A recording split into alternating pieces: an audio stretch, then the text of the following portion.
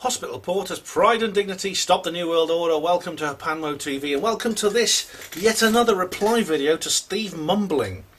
Yes, this is the third one actually, and today I'm going to review a video that Steve made a year ago actually, called The NASA Moon Landing Happened, ellipsis, Get Over It. Okay, you go to the link in the description box, you're going to see that video. So now let's just see what Steve has to say about this, because I've got a feeling we're going to disagree, because the very words in the title are ones that I actually disagree with. So, well, first of all, before I begin this video, I'll just state my own position on this. I don't doubt for a moment that people have been to the moon. I think people have explored the moon.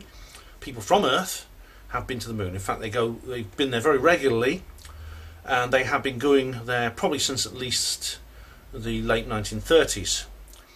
Now, what I question and what I doubt is that the official historical story about how man first set foot on the moon is true. I dispute that it was done at the time using the methods and personnel that history told us it did. This is that in between 1968 and 1972, NASA launched a number of missions, manned missions, on chemical rockets, the Saturn V, with the Apollo Command Module and the Apollo Lunar Module in the cases where the missions landed. That's Apollo 11 to 17, and that they returned them safely to us using that kind of technology. I dispute that. That's what I do dispute. Okay, and so let's see what Steve has to say about that.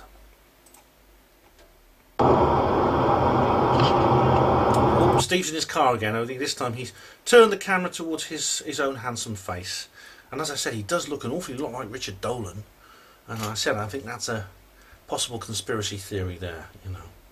So I hope you can hear him. Of course you can hear the noise of his car. He's got a nice little two-seater actually. It's I don't know what model it is, probably a Holden. This is Australia after all. But anyway, here we go.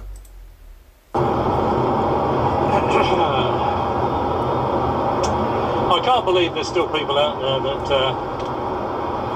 do believe NASA never put men on the moon in 1969. Well, you can believe it now, Steve, because it's true. There are, and I'm one of them. If you just think about that for a minute or two.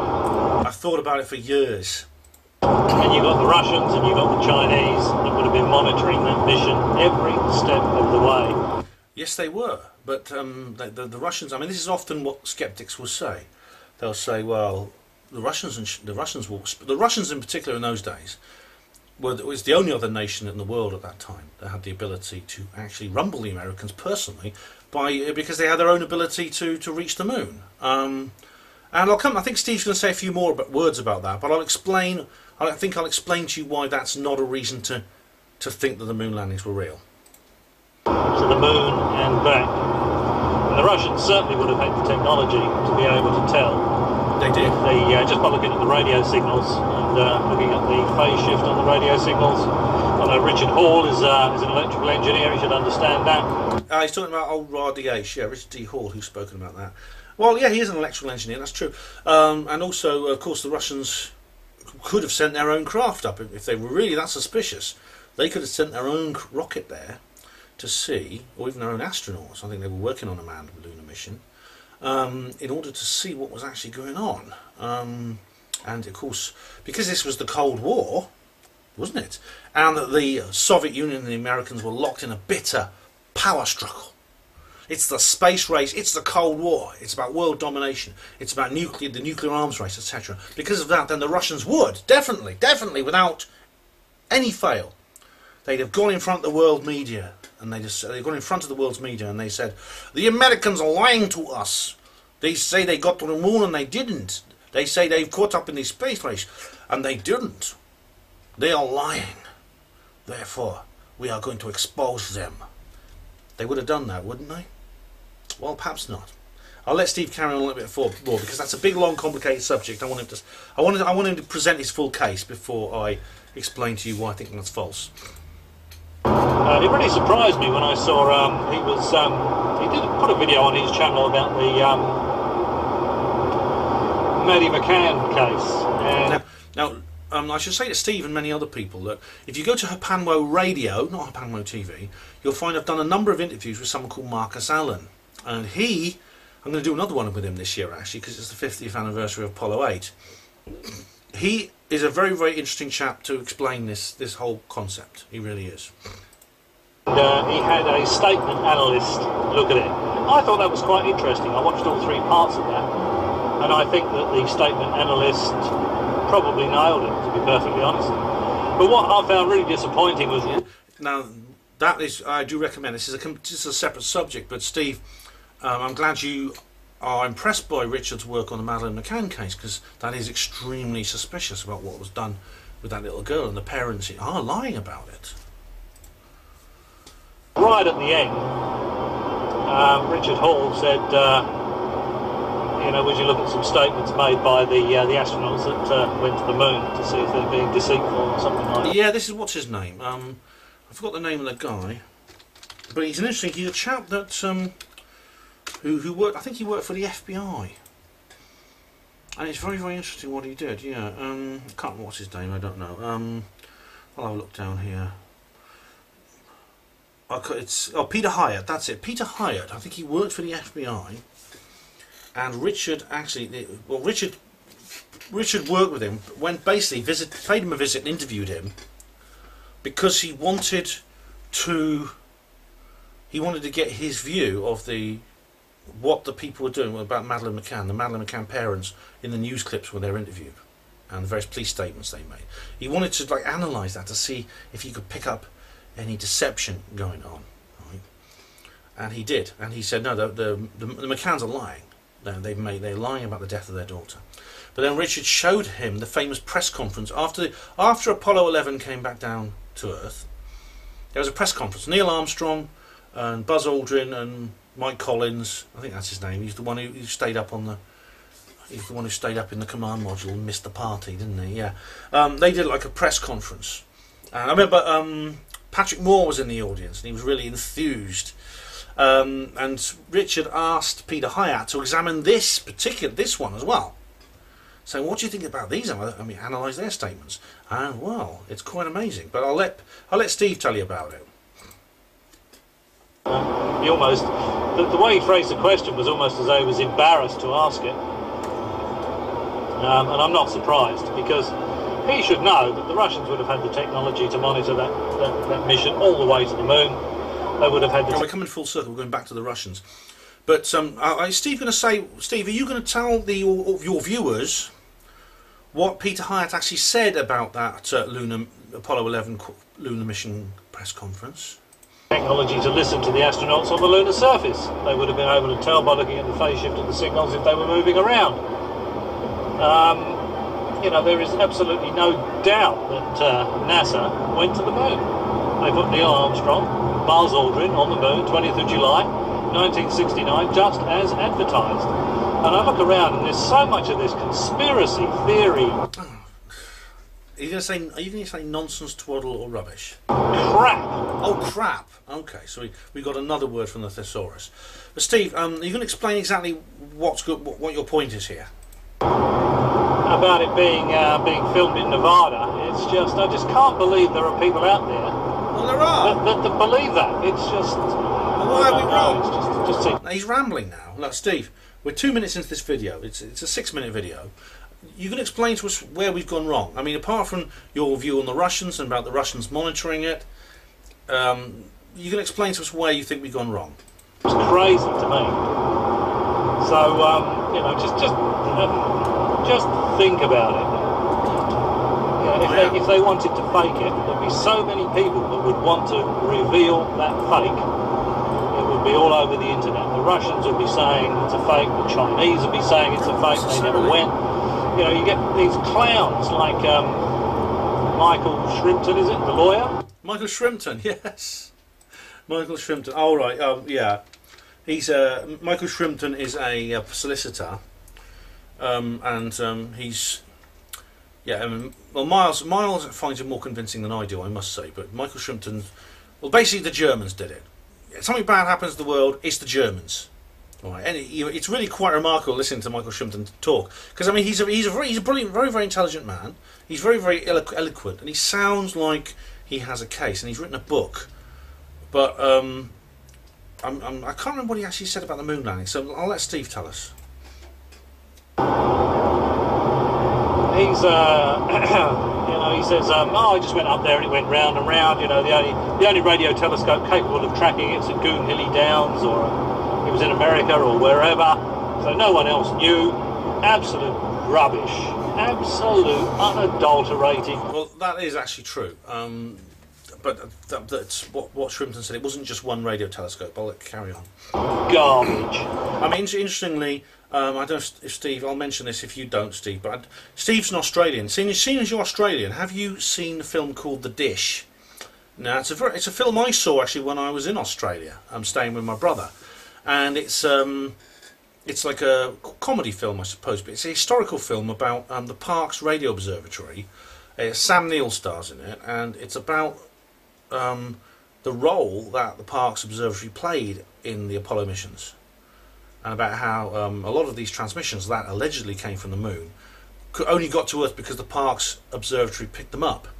And there's many others. I mean, the people at Jodrell Bank will tell you that they tracked the orbiter, because a lot of astronomers were watching this mission. They watched the craft go up. They had their telescopes trained at the sky. A lot of radio observatories were watching the progress of the command module and the landing of the LEM. And I remember in one of these skeptic programs about the moon landings, someone at Jodrell Bank, one of the astronomers, holds up the trace of the what you say, talking about the phase shift and things like that, of the actual basically the radio signature of the LEM and its distance, and you can actually see the track, and it tracks it as it goes down to the lunar surface. Okay, and the thing about that is, again, I think, like as you did, I think with the planes, with the no planes theory on 9/11, I think those astronomers are essentially making assumptions. They're assuming that what they are tracking is the lunar module. It would be more accurate to state that they are tracking a craft. They're tracking a craft. Possibly, it doesn't have to be a manned craft, though. It doesn't have to be what we saw on TV. That's the point. I make this point with Marcus Allen because I did challenge Marcus on this issue, and he provided a good answer for this. So you're right. There was, I think, every radio telescope that could was observing this, but they weren't necessarily observing what we saw on TV. They couldn't see men bouncing around the moon in spacesuits. They couldn't see that. So they assumed that what they saw on TV was connected to the transmissions that they were getting from the craft. I know lawyers tend to... it's a bit like real estate salespeople, isn't it? You know, it's one of those businesses that rely... Or Bigelow, yeah. ...is on bullshit. Absolute bullshit. And I saw this Michael Shrimpton doing this presentation where he's Steve, turn your car radio off, please. Quite a good comedian. He's a very good presenter. Yes, yeah. But what he was saying was absolute rubbish. And oh yeah, I said to the NSA, move their satellite to have a look at this German intelligence building. Of course, it had to have Volkswagens parked outside. As if and they were there day after day after day, according to Mr. Shrimpton. So the intelligence officers don't go to and from work. They don't go and get an assignment and go anywhere. They just leave their cars there. Yeah, I know. Look, he's going off a bit on a tangent here about Shrimpton. It's true. I mean, some of what Michael Shrimpton talks about, I find rather incredulous. I don't believe, because he says things like, "Oh, the UFOs are a German invention. They're a German psychological warfare operation because Major Donald Kehoe was a German agent." Basically, if something bad happens in the world, it's the Germans who did it. And according to Shrimpton, the Germans were going to bomb the Olympics in 2012 and things like that. So, I mean, Shrimpton is a very intelligent man. He's likeable, he's erudite, and like you say, he's a barrister of law. He's and of course, as a result, he has to be able to talk and to well, you say bullshit, but yeah, I mean, that's a derogatory way of saying it. But you have to be persuasive. You have to be willing. You have to be willing to put a case across. Because I mean, any court case, it's the best lawyer that wins. It's not necessarily what's true or not. So if you're going to be in court, you need a good lawyer. If you have facts on your side, that's one thing, but these facts need to be presented properly. And the ability to present facts in court is an art form. And it's similar to the art of debate, rather like what you and I are doing. So, anyway, present your case, Your Honour. You know, I mean, the Carls were there day after day after day, and they're an intelligence organisation. I'm not exactly sure. I'm not exactly sure. I think he's talking about the Germans involved with the National Security Agency in the United States. I think this is what he's talking about. And I remember Shrimpton said something about the Volkswagens parked outside. I don't know. I think if German agents were doing that, they wouldn't drive Volkswagens. It's just a little bit too obvious, isn't it? Who is going to do that, really? Volkswagens? Nah. He's a good entertainer, but what he has to say about all this conspiracy subject is absolute garbage. See, I don't go along with it. I mean, Miles tends to invite him along to his conferences. He's a local man. He's been very supportive of Miles, and I don't have a problem with him speaking. I mean, as I said, I don't demand that people agree with me when they're speaking, right? But yeah, let's carry on. Absolute rubbish. And an awful lot of these people, I think I might have said it on previous videos, but an awful lot of these people claim contacts within the security services, you know. He's working for the security agencies, MI5, MI6, you know, the NSA. They'll pitch in a few names of installations that exist, like Fylingdales or Menwith Hill. You know, they mention MI5, MI6, the NSA. They never mention the actual department that would look into interesting aerospace issues. That's quite telling. But yeah, so Mr. Shrimpton, I fell about laughing watching his video. Very entertaining. But the I hope he's going to get back to the moon landings at some point. He's just talking about Shrimpton at the moment. Content, absolute rubbish. Rubbish. Come on. Just someone else adding to the chaff. We get the picture, Steve. UFO. We get the picture now. Come on, please. Carry on about the moon landings.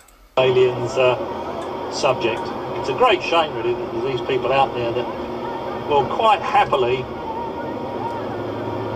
just sit there and just go into auto bullshit mode, you know, for an hour, 2 hours. Rubbish. Don't be a hypocrite, Steve.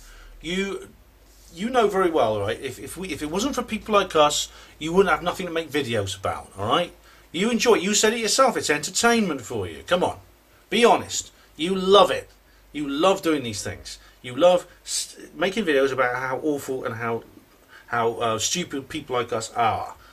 And, well, why not? It gives, to be honest, I feel the same way about you. I mean, if it weren't for people like you, I wouldn't make videos like this, would I? But I'm waiting for you to get back to the moon landings. Only one more minute of this video. You're going to bring up the moon landings again? Because I'm waiting for more evidence. Hours about all this absolute crap. People think to lap it up. But if you do get to watch this video, just have a bit of a think about it. Think how likely some of this stuff is. You know, it's laughable. Absolutely bloody laughable. Alright, well, that's another one. I did say I was going to do another video on something. I can't remember what the hell it was now. Well, carry on about the bloody moon landings then. I'm out driving about. I'm waiting for more. I want to talk more about the moon landings. Bushfire up the road. I sincerely hope it's not close to my house. Come on. I've just been... my scruffy appearance is because I'm restoring the roof. Come on. And I'll be seriously miffed. I'll tell you what, you do a 10 out of 10 on the miffometer.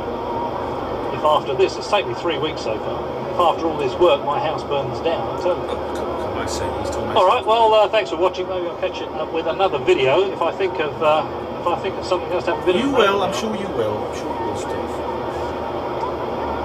And And I mean, as much as I disagree, I do hope your house is all right. I really do. But you did talk. The thing is, that was a short video about the moon landings, and you didn't say your only piece of evidence was, well, the Russians would have said something. Okay. Now there's lots of reasons for thinking that the Russians actually wouldn't say anything, and this has got a lot to do with the. This is a big subject. I probably don't have time to go into it in detail here, but I have written about this subject. That has to do with the covert nature of the politics of the Cold War, which were different. There was a different structure going on behind the scenes to what was going on in public. A very, very large difference. See, I wrote an article about it here. Hang on. Yeah, okay. Let me just find it. Now, I do recommend a book, Steve. Have you read a book called National Suicide by Anthony Sutton? It's an old book, but there's a lot of there's some videos of it, and it's an ebook of it on YouTube. But it's called National Suicide: Military Aid to the Soviet Union. Now, this is a guy who.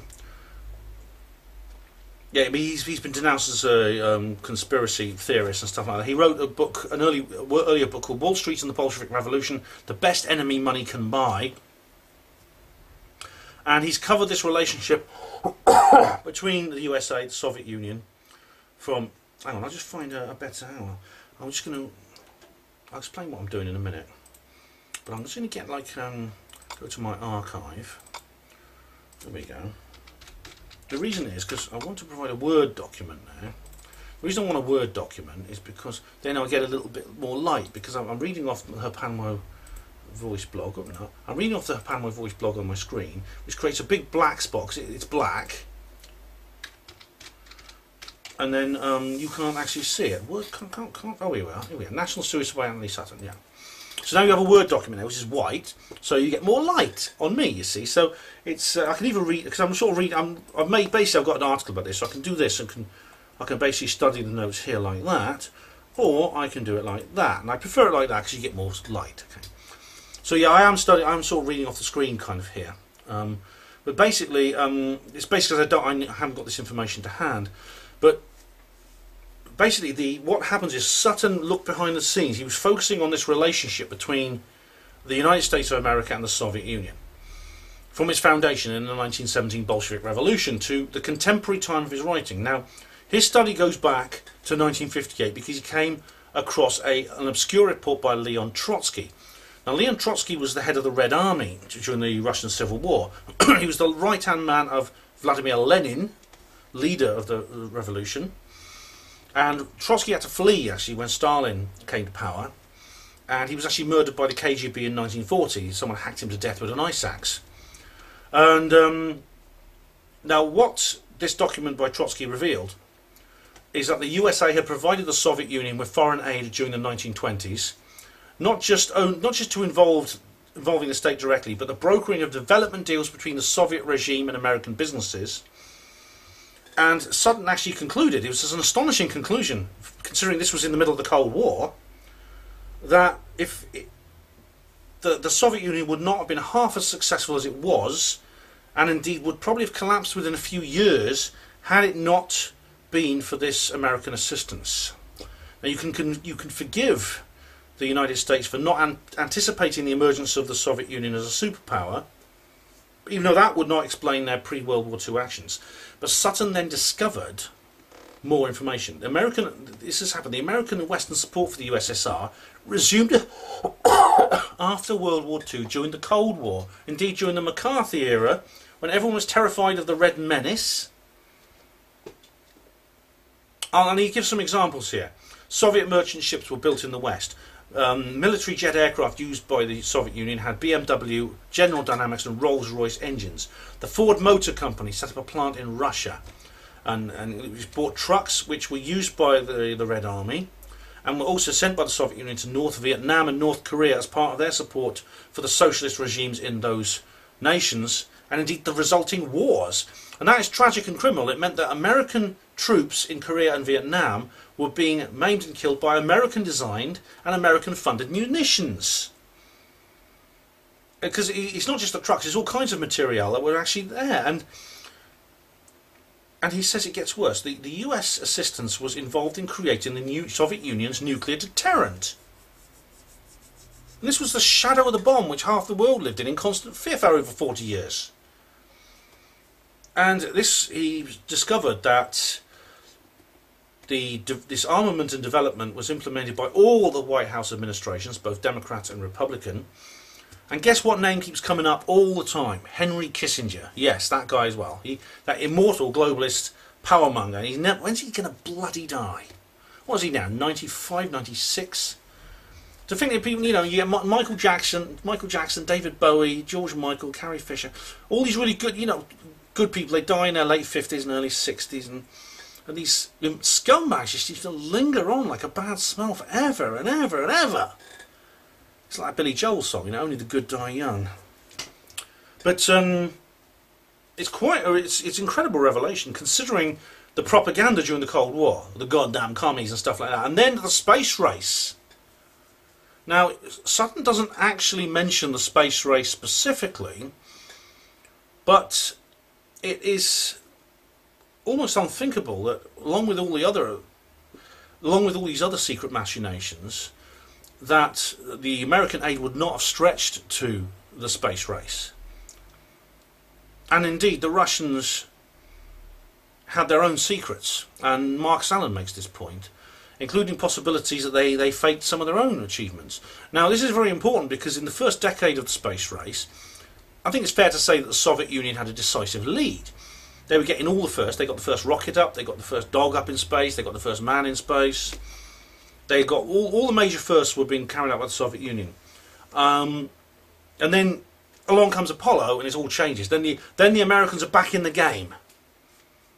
And there's many, many reasons why the Russians would not blow the whistle on this. Now, it's partly because of the evidence that Sutton has collected, the fact that the Soviets did have a secret, supportive and mutually beneficial, a mutually cooperative relationship with the Soviet Union behind the scenes, the opposite of what they were in public. Because the Russians had their own, had their own propaganda, which was very, very similar to the Americans' ones in the opposite direction. They talked about the evil capitalist imperialists. You see? The exploiters of the proletariat. They had their own regime, but then they, of course, were entered quite willingly into this relationship that Sutton talks about. Not to mention the fact that they were trading with America. I mean, there was a massive deal involving grain imports into the Soviet Union in the 1960s, which they would not have wanted jeopardised. What's more, I mean, there's distinct evidence that the Yuri Gagarin mission was faked, and the Americans knew about it. So that there was basically, they entered into a kind of a situation where you no tell, I no tell sort of situation.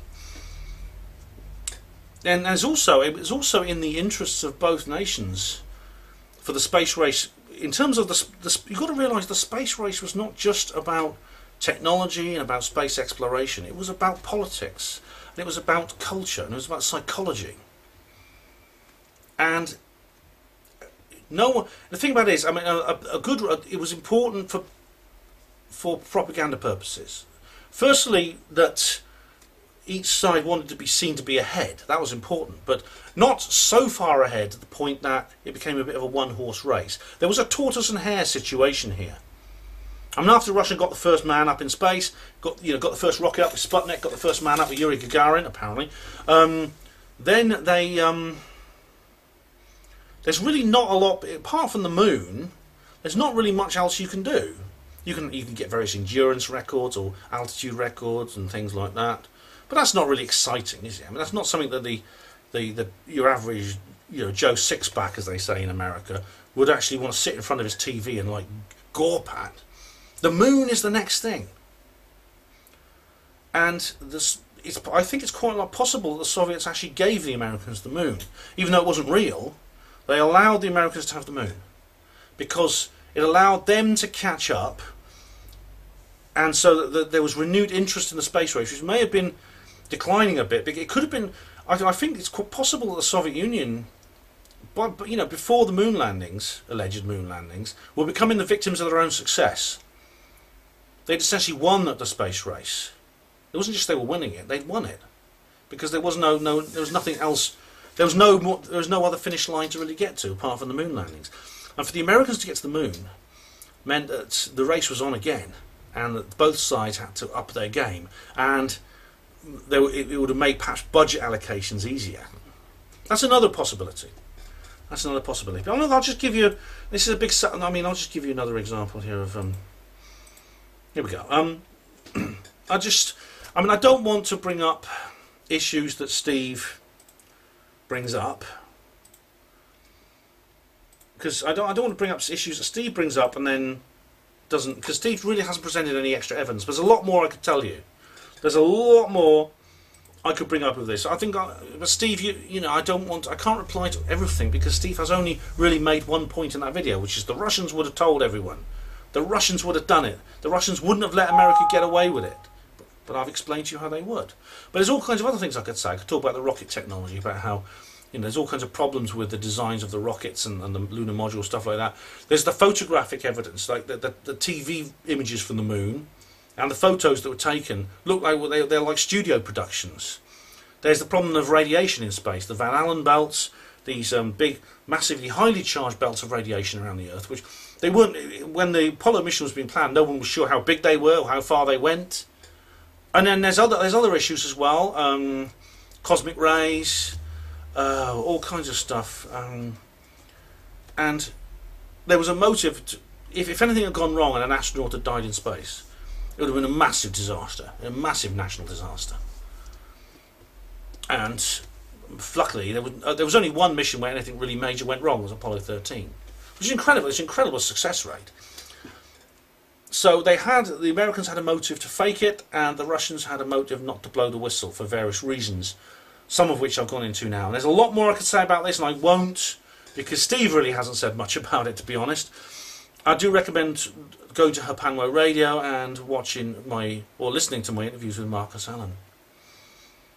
But anyway, thanks again, Steve, for another very interesting video that I've been able to reply to. I'll get round to replying to some more pretty soon. And eventually I'll get round to replying to the reply videos that you've made since my first reply video. This will end up in some kind of conversation, I'm sure. But thank you very much for that. And for everyone else who's watched on Hapanwo TV, thank you very much for watching. Tune in for the next one. Hospital Porters, Pride and Dignity. Stop the New World Order.